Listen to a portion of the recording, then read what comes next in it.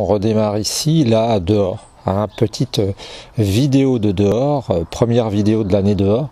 Il faisait beau et puis ça s'est passé bizarrement ce matin. Parce que d'habitude, vous savez, j'utilise l'ordinateur pour aller commencer à mettre au point les vignettes ou autre chose. Et ce matin, j'avais envie de me promener. Et tout d'un coup, quand j'ai mis l'ordinateur en marche à 2 reprises, eh bien, ça a sauté. C'est-à-dire que le système s'est mis à sauter, les plombs ont sauté. Je ne sais pas pourquoi, je pense que peut-être que les cultivateurs qui sont dans le coin tirent sur les machines à traire le matin, peut-être tous ensemble, je ne sais pas, mais c'est vrai que ça saute régulièrement le matin à cette heure-là. Alors j'y ai vu un signe, je suis parti me promener. Il fait un temps splendide, très beau, le ciel est bleu. Et puis là on est dans le jardin, tranquillement arrêté. Alors il fait pas très chaud parce que vous devez voir la rosée par terre. Je vois en face de moi des étourneaux qui vont donner à manger à leurs petits. Et puis on entend aussi les moineaux qui piaillent et vous allez entendre sans doute aussi les pintades. C'est pas à moi, puisque je suis végétarien, on est végétalien, mais c'est aux voisins. Voilà. Donc on est ici en Normandie et on est à la sortie du confinement. Alors voilà, ce matin petit sujet sur malheureusement les animaux dans la nourriture des hommes. Alors les animaux ont toujours fait partie de la nourriture des hommes. J'ai lu que en principe, contrairement à ce qu'on pense, la nourriture des hommes n'avait pas tout le temps été carnée. Même que finalement quand on regarde notre organisme, il n'est pas fait fondamentalement pour utiliser de la nourriture carnée. En fait ce qui se passe c'est que à une époque, et bien entendu l'image traditionnelle de l'homme qui mange de la viande existe, bien sûr. Quand il a fait froid, il a fallu qu'il se trouve des calories facilement, enfin des calories rapidement. Mais toute l'histoire de l'humanité n'a pas nécessairement été non plus une grande orgie de viande, pas forcément. Mais ce qui est sûr, c'est que pendant les périodes glaciaires, par exemple, pendant ces périodes-là, on a dû, bien entendu, manger de la viande. Alors l'habitude en est restée. Dans mon passé, j'ai malheureusement un passé, dirons-nous, troublé par rapport à ça, puisque j'ai grandi en Normandie, et puis qu'à cette époque, eh bien, mon père, je lui en veux pas, c'était sa tradition, mais tuait facilement, régulièrement des bêtes. Et on avait l'habitude de tuer des cochons, on avait l'habitude de tuer aussi des moutons. Et puis je suis personnellement devenu végétarien le jour où je me suis rendu compte que ça devenait n'importe quoi, et puis que ça n'avait pas de sens de tuer des animaux. Alors comment je m'en suis aperçu? Bien tout simplement parce que j'ai observé les animaux qu'on tuait. J'ai trouvé que c'était, même du point de vue strictement de la logique, une aberration, une horreur de tuer des animaux qui étaient si bien organisés. Parce que quand vous voyez, je le répète à loisir, mais quand vous voyez un capot de voiture, eh bien vous vous dites que les pièces ont été mises dedans, agencées pour que ça tienne dedans. Quand vous voyez un intérieur d'animal, ce que les hommes voient rarement, parce que souvent ça leur arrive en petits bouts, eh bien vous voyez que c'est formidablement bien agencé. Par définition, il n'y a pas de place, il n'y a pas de vide, mis à part les poumons. Et puis c'est superbe. Et puis, c'est le contraire finalement d'une création. C'est une destruction pure et simple de la vie. Et puis voilà. Donc j'ai eu un moment, je le raconterai de nouveau, mais j'ai eu un moment de crise personnelle où du jour au lendemain j'ai arrêté, parce que c'était moi souvent qui tenais les pattes de la bête qu'on zigouillait. Alors je suis pas là en train de vous faire du pathos pour augmenter l'audience, c'est ni mon style ni la manière de faire que je préfère. Je vous explique simplement comment je le ressens. Et du jour où j'ai décidé de devenir végétarien, j'ai arrêté. Alors je parle de moi pour comprendre un peu, tout en sachant que végétarien n'était pas quelque chose de si difficile à faire par rapport à végétalien. On en est conscient, c'est sûr. Alors la manière dont sont traités les animaux, elle est horrible. Hein. C'est-à-dire que les animaux sont ce qu'on appelle maintenant du minerai. Hein. C'est-à-dire que ce ne sont que des bêtes. Elles sont anonymes. Hein. Elles n'existent pas finalement. On les prend comme des numéros. Et puis vous voyez aussi cette puissance du mot. Hein, cette puissance du mot que les dictateurs savent bien utiliser. Hein, des gens comme Goebbels, qui était le ministre de la propagande de Hitler, hein, ça doit être ça.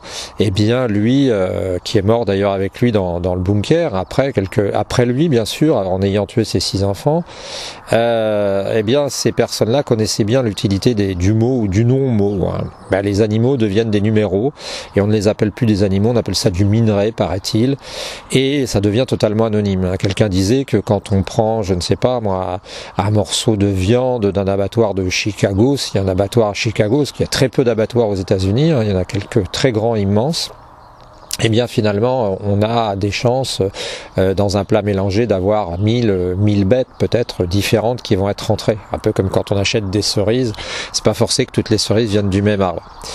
Ben, si ce qui s'est passé, c'est finalement on est dans une situation où comment expliquer, où l'animal est complètement c'est pas déshumanisé, hein, désanimalisé, il est dévitalisé pour justement mieux l'exploiter et mieux s'en servir. Alors par rapport à ça, ma position elle est claire, hein, je suis pour le végétarisme, mais contrairement à d'autres, je vais pas aller crever les pneus des bouchers ou alors lancer des briques dans les vitrines. D'une part parce que ça m'attirerait des ennuis, et puis d'autre part parce que ça ne fait pas nécessairement avancer les choses immédiatement. J'apprécie beaucoup le travail du couple formidable, alors je sais pas comment il s'appelle, qui a créé L214. Bravo, chapeau bas messieurs, mesdames, parce que là c'est vraiment formidable. Montrer la souffrance animale d'associations aussi comme One Voice, même comme la SPA bien entendu, toutes ces associations qui œuvrent pour aider les animaux et pour leur donner ce à quoi ils peuvent aspirer logiquement. Hein. Alors vous nous excuserez du bruit de voitures, c'est vrai que vous allez dire oui vous êtes un rural mais vous avez des voitures, oui parce que quelques kilomètres là il y a une nationale et suivant la manière dont sont posés les vents, dont les vents tournent, et bien parfois on entend cette route, hein, j'en suis désolé. Donc les animaux à gros sujet. Un sujet triste dans un sens parce qu'ils sont malmenés, parce que alors certes les choses ont évolué à force de scandales, on a fini par réussir un peu à changer les choses, mais il faut reconnaître tout de même que on n'a pas encore complètement réglé le problème et que malheureusement on n'arrive pas à faire avancer les choses assez vite. Hein, parce qu'il y a des intérêts, il y a des lobbies, et puis parce que il faut le dire aussi, la viande ça n'est pas mauvais, notre culture est complète avec ça, tourne autour de ça. Ce serait une révolution totalement culturelle, un choc culturel plus que ça, parce qu'une révolution c'est le retournement, là ce serait carrément un choc culturel que d'arrêter de faire manger de la viande au pays. Les quantités diminuent, mais ça ne va pas encore assez vite à mon goût, malheureusement. Hein. Donc ce qu'il faut dire, alors ici l'expérience qu'on a dans le coin, puisque je vous disais que j'ai des expériences personnelles, c'est un peu, on a une époque, je ne sais plus où on en était, j'avais téléphoné à des médias, mais bon, à une époque on piquait les petits veaux hein, quand ils naissaient, puisqu'ils n'avaient pas de valeur marchande. Hein. C'est-à-dire qu'on ne sait pas quoi en faire des petits veaux, et puis les mâles, hein, on les piquait, parce que il faut savoir que les vaches, bien entendu, quand elles ont des petits, on fait faire des petits aux vaches pour avoir du lait, bien entendu, parce que le lait résulte de la naissance. Et donc quand on tue un petit veau, c'est parce qu'on a rien à faire avec lui. Les petites vaches, les femelles peuvent faire des génisses plus tard, enfin des laitières, mais pas les veaux. Ce qui me conduit à parler aussi de la situation des vaches laitières, qui est absolument lamentable. Elles sont finalement, les gens ne le savent pas, mais quand prenons l'exemple d'un même mammifère, la femme, quand une femme met au monde des enfants, bien, elle va faire un effort. Son corps va faire un effort physique, puisque non seulement il va falloir l'expulser, mais il va falloir le garder dans le ventre pendant longtemps. Et puis, il va falloir aussi, après, le nourrir avec du lait. Et je rappelle à cette occasion que les hommes sont les seules espèces animales qui prennent le lait d'un autre animal, pour ainsi dire. Et donc le problème des vaches, comme celui des femmes, c'est que vous avez souvent l'organisme, il s'embête pas, c'est-à-dire que j'ai pas mélangé les femmes et les vaches ensemble. Il n'y a aucune idée, il n'y a aucune polémique, il n'y a rien. Je dis que simplement je rapproche l'idée parce que pour sentir qu'on est tous des animaux vivants, des mammifères vivants.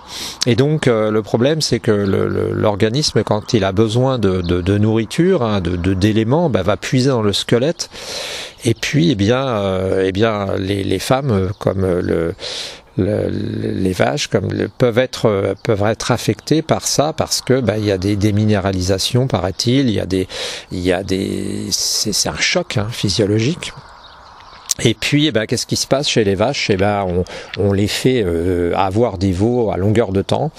Alors, pour vous donner un ordre d'idée, une vache en bio à peu près, ou en traditionnel, c'est 5 à 7 veaux, ce qui fait une vie de, je ne sais pas très bien, 5 ans, 6 ans. Une vache dans les élevages intensifs ici autour, c'est à une lactation et demie en moyenne. Ça peut être une lactation et demie, voire 2 lactations. Ça veut dire qu'il a fait 2 veaux et après c'est la casse. C'est une connerie parce que du point de vue strictement économique, on fabrique une vache qui va donner du lait, donc il faut déjà la nourrir pendant longtemps pour qu'elle produise. C'est ce qu'on appelle des vaches turbo, je crois que c'est des vaches à 9000 litres par an. Mais ça se fait aux dépens de beaucoup de souffrance, parce que ces bêtes sont comme des athlètes à qui on ferait faire sans arrêt des courses. Alors vous allez me dire, en une lactation et demie, elles n'ont pas le temps de se fatiguer. Non, mais on leur demande tellement qu'elles sont toutes malades, elles ont toutes des boîtes. Donc c'est une catastrophe au niveau du lait, au niveau de la viande, n'en parlons pas, puisque rappelons que la majorité des bêtes sont complémentées en nutriments par des sojas, des sojas qui viennent de la forêt amazonienne, qui ont des friches.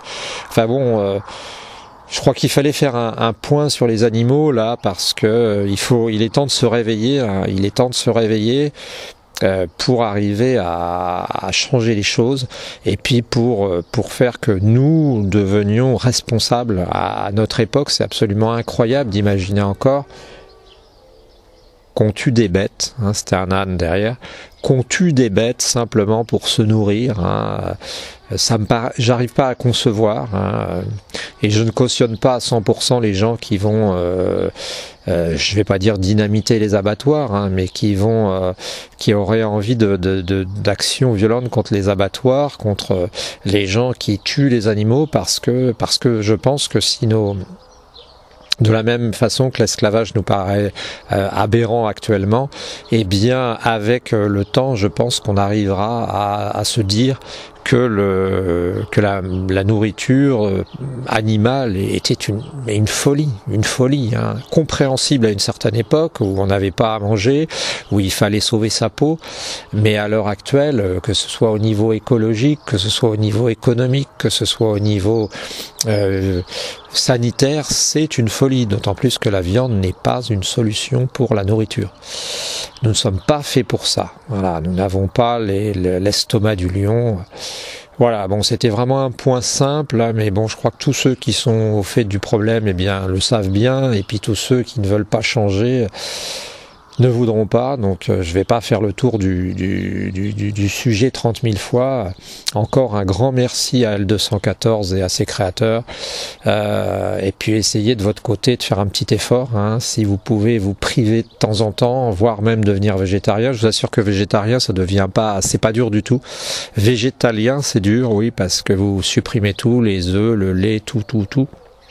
Mais végétarien, ça se passe très bien. Voilà, je vous souhaite une bonne journée et je vous dis à la prochaine, la suite, hein, qui va concerner l'agroalimentaire, l'industrie agroalimentaire en elle-même. Alors, j'ai pas la petite bougie, hein, parce qu'elle est restée dans la maison, je la traîne un peu partout, puis on la verrait pas, mais elle existe, elle est toujours là. Salut!